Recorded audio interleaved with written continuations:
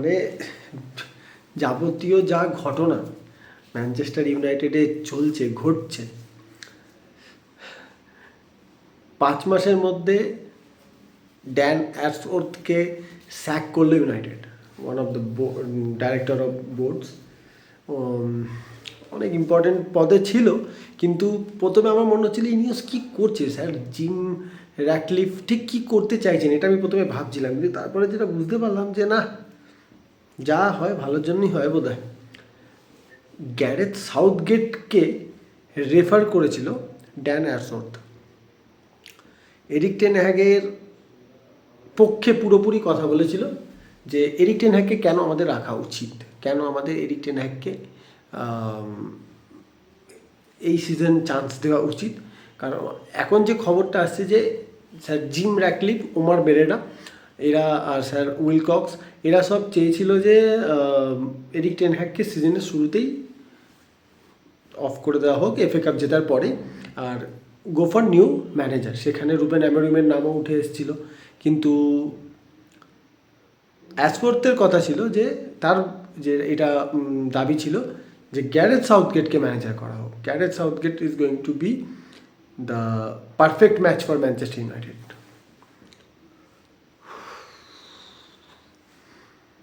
বাপরে বাপ রে বাপ, ভগবান খুব জোর বাঁচিয়ে নিয়েছে। এরিক টেন হ্যাগ এর পারফরমেন্স তো তবু সহ্য হয়ে গেছিলো, সাউথগেট না। আর যাই হোক, সাউথগেট না, যাই হোক। তো ম্যানচেস্টার ইউনাইটেড নটিংহ্যাম ফরেস্টের কাছে 3-2 গোলে ওল্ড ট্র্যাফোর্ডে ম্যাচ হেরে গেছে, যে ম্যাচটা ইউনাইটেডের জেতা উচিত ছিল, নো ডাউট জেতা উচিত ছিল। তো আজকে আমি ভিডিওটা কালকেও করবো ভেবেছিলাম, বাট কিছু কারণবশত কাল করে উঠতে পারিনি। কিন্তু যেটা টপিকটা মেন নিয়ে, কারণ দেখুন চেলসি তো ফাটিয়ে দিচ্ছে। চেলসি কালকে টটেনহামকে যেভাবে হারালো, যেভাবে কামব্যাক করলো 2-0 থেকে 4-3, আর চেলসি একটা আইডেন্টিটি পেয়ে গেছে, যেটা লাস্ট সিজনের আমরা লাস্টের দিকে দেখছিলাম। অলরেডি পচেটিনোর আন্ডারেও একটা আইডেন্টিটি তৈরি হয়ে গেছিলো। মারেস্কা বেশি দিন সময় নেয়নি, যা দেখে বুঝতে পারলাম। হ্যাঁ অবশ্যই এখনও টাইটেল কন্টেন্ডার, আমি আগের দিন একটা ভিডিও করেছিলাম যে চেলসি টাইটেল কন্টেন্ডার, আমি এখনও বলছি চেলসি টাইটেল কন্টেন্ডার, কিন্তু কোয়ালিটি ওয়াইজ লিভারপুল, সিটি, আর্সেনালের থেকে পিছিয়ে, এটা তো মানতে হবে। Quality wise in the sense আমি বলতে চাইবো কোয়ালিটি, মানে আমি বলতে চাইছি এক্সপিরিয়েন্স ওয়াইজ, ভুল বলে ফেলেছি প্রথমে, কোয়ালিটি ওয়াইজ না, এক্সপিরিয়েন্স ওয়াইজ। এক্সপিরিয়েন্স বেটার হবে, প্লেয়ারগুলোর কোয়ালিটিও বেটার হবে, কারণ সব কটা ইয়াং প্লেয়ার। তো মারেস্কা একটা দুর্দান্ত টিম করে হাতে পেয়েছে বলবো না, তৈরি করছে। যে প্লেয়ারগুলো আছে তাদেরকে বেটার করবে মারেস্কা। তো চেলসিকে নিয়ে অন্য একদিন একটা ভিডিও হবে, কিন্তু আজকে যে বিষয়টা নিয়ে কথা বলতে চাইছি সেটা হচ্ছে রুবেন অ্যামোরিমের। আমি ম্যানচেস্টার ইউনাইটেডের যে খেলাগুলো দেখলাম নটিংহ্যাম ফরেস্টের সাথে খেলাটা অবধি, তাতে আমি 3টে জিনিস পরিষ্কার বুঝতে পারছি যে 3টে সমস্যায় ম্যানচেস্টার ইউনাইটেড জর্জরিত। আমি খেলার মাঠের বাইরের কোনো কিছু নিয়ে আলোচনা করছি না, যা হচ্ছে ভেতরের। সেই 3টে জিনিস কী কী? ফার্স্ট, ম্যানচেস্টার ইউনাইটেড এর মিডফিল্ড পজিশনে সেই মিডফিল্ডার এই মুহূর্তে নেই যারা ডিফেন্সের সাথে অ্যাটাককে লিঙ্ক করতে পারছে।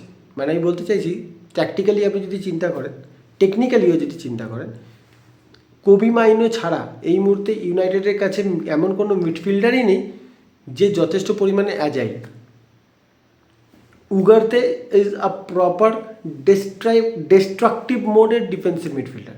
ওকে, ক্যাসেমিরো কোনো দিনই উইথ দ্য বল খুব বেশি কনফিডেন্ট মিডফিল্ডার না, উইথ দ্য বল না। যে সিস্টেমে ক্যাসেমিরো মাদ্রিদে খেলেছে সেখানে ক্রুজ আর মডরিচ বলটাকে চালাতো। ক্যাসেমিরোর কাজ ছিল অপোনেন্টের অ্যাটাককে ডেস্ট্রয় করা। তো he is actually a destroyer. তার কাজ বল নিয়ে সিম্পলি ফরওয়ার্ড করে দেওয়া মডরিচ ক্রুজকে। ইউনাইটেডে সেখানে অনেক সময় দেখা যাচ্ছে ক্যাসেমিরোকে বল ক্যারি করতে হচ্ছে। তো ক্যাসেমিরো অ্যাজাইল নয়, এরিকসন যদিও বা অ্যাজাইল, এরিকসনকে আপনি এই অ্যামোরিমের সিস্টেমে ফিট করা খুব ডিফিকাল্ট ডিপ মিডফিল্ডে, কারণ এরিকসন এখন আর প্রেস প্রুভেন না। এরিকসনকে দিয়ে এই সিস্টেমে যে প্রেসিং ফুটবল সেটা খুব ডিফিকাল্ট। তো এই সিস্টেমের জন্য আইদার খুব ভালো ফুটবলার ছিল ফ্রেড, যে নেই, কিছুটা হয়তো ম্যাকটমিনে, যে নেই, আছে যে সেটা হচ্ছে Kobbie Mainoo. But Kobbie Mainoo tactically technically he is such a brilliant player, but একটু স্পিড কম।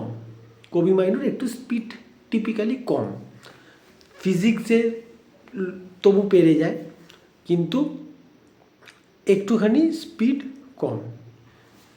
তো প্রবলেমটা যেটা হচ্ছে, যখন ডিফেন্স লাইন কিন্তু অলরেডি ওয়েল সেটেলড, ঠিক আছে, তো 3 ম্যান ডিফেন্স যখন তারা বল পাস করছে মিডফিল্ডে, উগারতে ক্যাশেমিরোর পক্ষে টার্ন করে, উইথ দ্য বল টার্ন করে, like Gavi, Pedri or Frenkie de Jong or Jude Bellingham or Valverde, এদের মতো, বা আপনি বলতে পারেন রিকো লুইস সিটিতে, Bernardo Silva, De Bruyne, even Kovacic, Enzo Fernandez Chelsea, ঠিক আছে, আমি আপনাকে বলছি আর্সেনালেতে লাইক ডেকল্যান রাইস, ঠিক আছে, ওডেগার্ড, ঠিক, ওকে।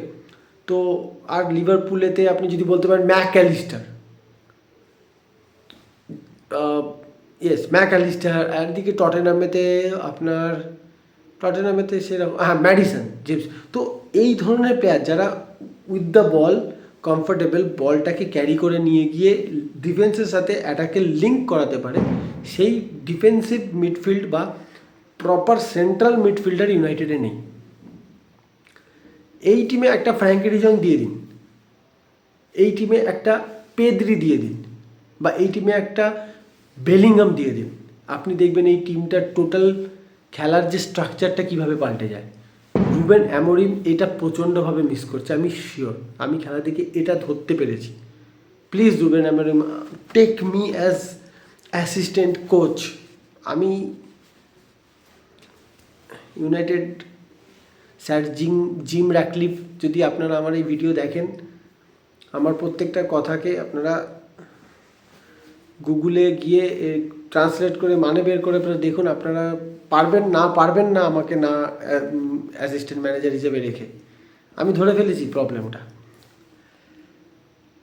সেকেন্ড প্রবলেম যেটা, ইউনাইটেডের অ্যাটাকে কেউ জানে না কখন টিপিক্যালি পাসটা করতে হয়। গার্নাচো জানে না কোন মোমেন্টে আমি আমার স্ট্রাইকারকে পাস দেবো। রাসমাস হয়ল্যান্ড এটা বুঝতেই পারছে না যে আমি ঠিক কখন রান নিলে বলটা আমাকে দেবে। এমন অনেক সময় হচ্ছে যখন রাসমাস হয়ল্যান্ড হয়তো ভাবছে না আমি ইনভাইট করবো না, আমাকে ওরা বলটা দেবে, আমি পাস করে বেরোবো, তখন ইন বিহাইন্ডের বল দিয়ে দেওয়া হচ্ছে, বিশেষ করে দুটো উইং থেকে। আর কখনো কখনো রাসমাস হয়ল্যান্ড ইন বিহাইন্ড করে যাচ্ছে, বল আসছে না। তো অ্যাটাকে পুরো ব্যাপারটা ঘেটে গেছে, বিকজ ডিফেন্সিভ মিডফিল্ড বা সেন্ট্রাল মিডফিল্ডে বল ক্যারি করার প্ল্যান নেই। ব্রুনো ফার্নান্ডেসকে ডিপ আসতে হচ্ছে, আর ব্রুনো ফার্নান্ডেস যত ডিপ আসবে সেটা টিমের জন্য ততটাই খারাপ, কারণ Bruno Fernandes is a high risk taking footballer, যার ফাইনাল থার্ডেতে সেটা মানায়, কারণ ওখানে আপনি বল লুজ করলে অতটা কাউন্টার অ্যাটাকের চান্সেস কম। কিন্তু আপনি যদি ডিপ ডিফেন্সে বা সেন্ট্রাল মিডফিল্ডে বল লুজ করেন বারবার, অপোনেন্ট কাউন্টার করবে, যেমন আগের দিন আমরা দেখলাম নটিংহাম ফরেস্টের সেকেন্ড গোলটা এইভাবে হয়েছিল, ব্রুনোর বল লুজ করা থেকে।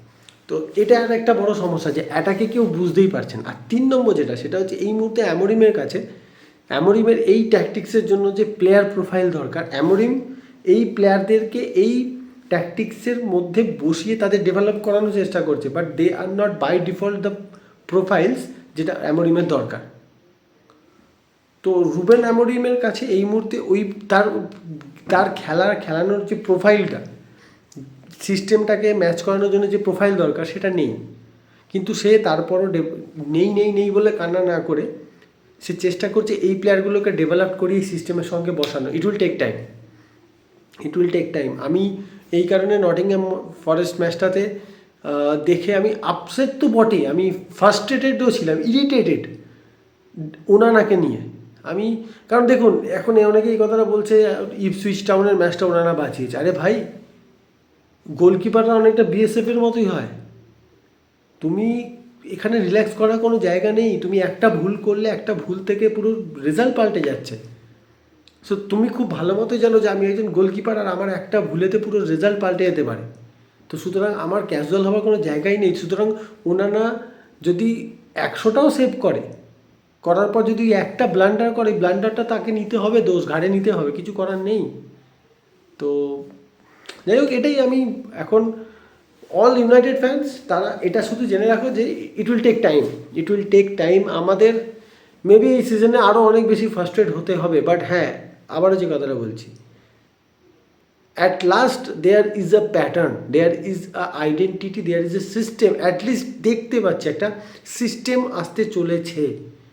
So let's hope for the best, but it is going to be a very difficult season, এটা আমি বুঝতে পারছি। কারণ রুবেন অ্যামোরিম প্রচুর স্ট্রাগল করবে এই সিজনটায়। আর ইনিওস যেভাবে এগোচ্ছে তাতে আমি একটা জিনিস বুঝতে পারলাম যে ইনিওসের একদম সোজাসাপটা বক্তব্য, কড়া সিদ্ধান্ত নিতে হলে এক্ষুনি নাও, ও অত ভেবে চিনতে অত চাপ নিতে হবে না। ইউনাইটেডকে টপ লেভেলে পৌঁছানোর জন্য আমার মনে হয় এইরকম কড়া ওষুধের এবার দরকার, সত্যিই দরকার। তেতো অপছন্দের, বাট স্বাস্থ্যের জন্য উপকারী। So that's all. আবার চ্যাম্পিয়ন্স লিগ নাইট কাল থেকে, তো সেগুলো দেখে নিই, তারপর আবার দেখা হবে পরের ভিডিওতে। ততক্ষণের জন্য সবাই ভালো থাকবেন, টেক কেয়ার, গুড বাই।